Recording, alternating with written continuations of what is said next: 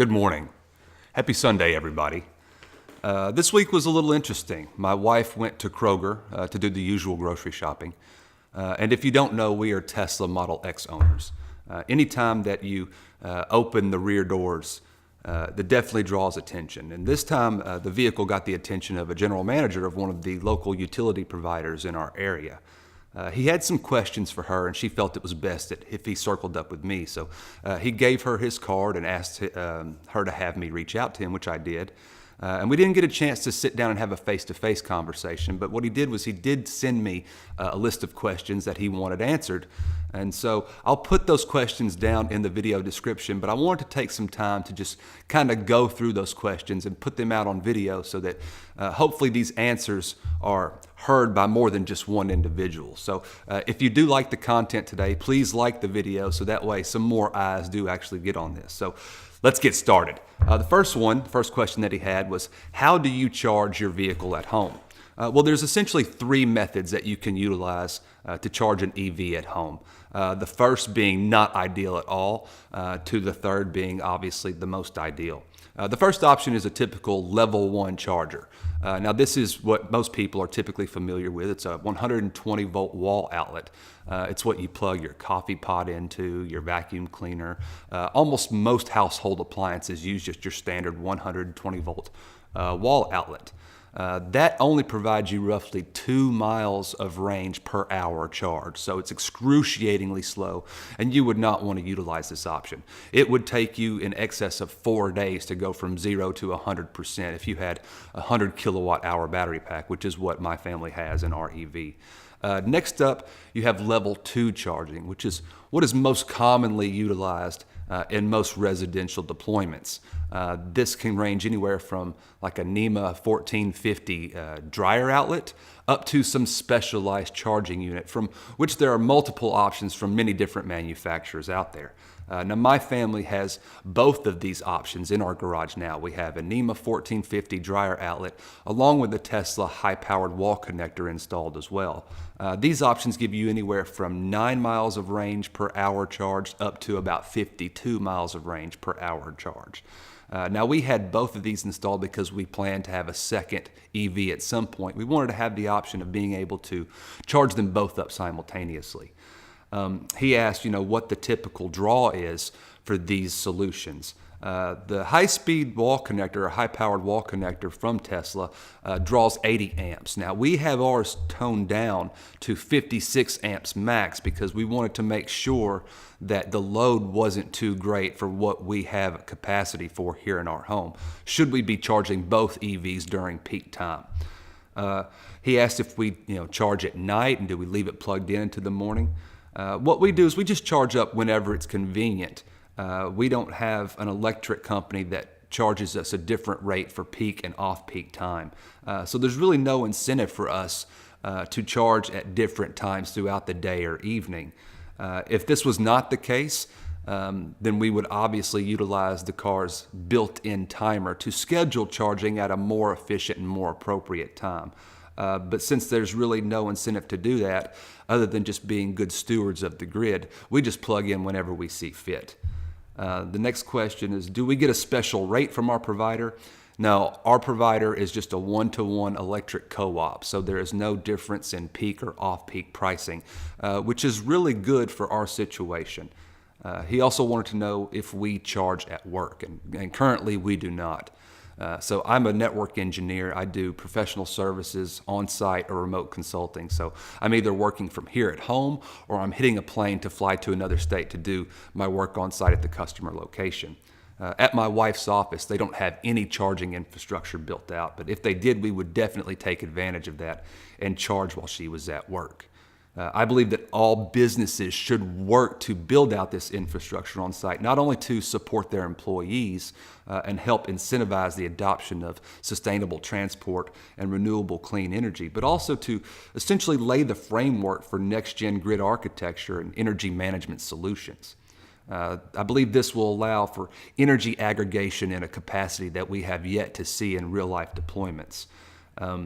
A business that implements charging stations or options will allow for the utilization of these EV batteries while plugged into the grid, which will essentially allow providers to view these batteries as assets and not necessarily liabilities. We should incentivize EV owners to allow providers to utilize their hardware with future vehicle-to-grid technologies, which is hardware that the utility provider doesn't have to pay for up front, so it's really beneficial to them. For more intelligent grid management solutions and rapid response times for service interruptions. As autonomous electric vehicles become more mainstream and penetrate the market, these assets can essentially act as rapid response units by either being utilized where they are currently plugged in or eventually being called, requested, or summoned by the provider from participating consumers to areas suffering service interruptions. This will enable quicker response times and dramatically reduce downtime for consumers from both a residential and commercial perspective. People that are experiencing service outages right then can call these vehicles to their area, or the provider can summon vehicles to that area to essentially get those consumers up and running much quicker. He wanted to know, should his utility company work with employers and commercial establishments to provide charging solutions? That's an emphatic yes. I've already kind of touched upon why.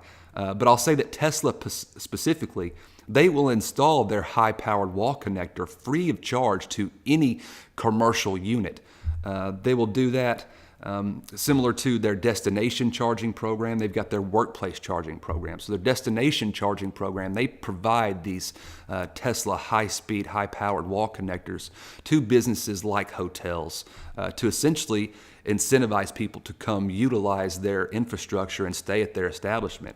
It's really becoming a successful business model. I just had a friend take a trip out to California for a wedding, and he specifically sought out a bed and breakfast that had this type of solution, which he never would have gone to that establishment otherwise. And so you're seeing places like this incorporate that into their business model.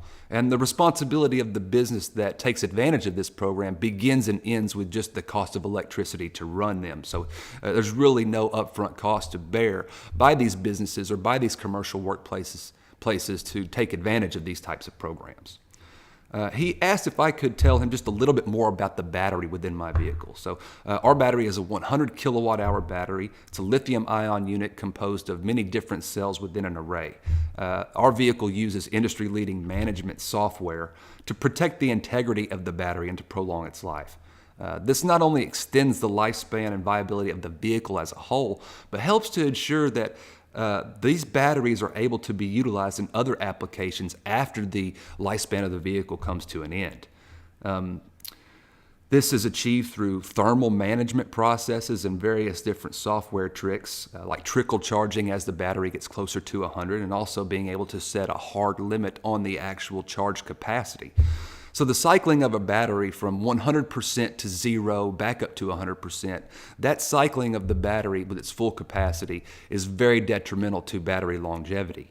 By being able to set a hard limit to anywhere from 50 to 100%, you can significantly increase the lifespan of these batteries. By utilizing trickle charging, as it approaches 100% or gets closer to 100%, the rate of charge begins to decline, and that protects the battery as well. High-speed charging for batteries, lithium-ion specifically, is not really good for the longevity of the vehicle. So by performing that trickle charge mechanism, it prolongs the life of these batteries and helps make sure that they can be reclaimed and utilized and repurposed in other areas of our lives. He asked if we use solar panels in any way. Yes, so 2 years ago we installed a 6 kilowatt solution here. Now unfortunately I'm not an electrician. We ended up overpaying for a vendor to sell us the equipment and come in and do the installation for us. Had I gone with a wholesaler and bought my equipment and installed it myself, I could have gotten at least 3 times the system that we had for less than we paid for what we have. That is a hard lesson learned, but I can tell you that the next home that we have, we will either be building or just buying a home and doing the solar ourselves and going completely off grid. We're not the typical household when it comes to energy consumption. We have a very inefficient home. It's extremely large. We have 3 air conditioning units, and whoever built the home did not put energy efficient windows in here. So we're essentially just bleeding cash from an energy perspective constantly. So like I say, lesson learned. We won't make that mistake going forward. That was pretty much the extent of the questions that he had, but I had some additional thoughts that I wanted to share with him as well. And I'm just going to kind of read through these that I've got here on my laptop in front of me.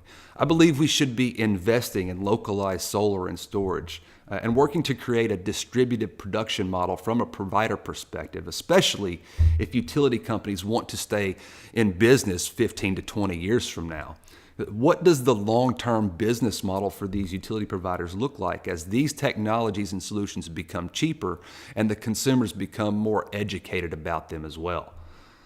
Getting ahead of the curve and working with customers to provide localized production and storage is really the only way to ensure the longevity of these electric utility providers, while also providing a much more resilient grid architecture.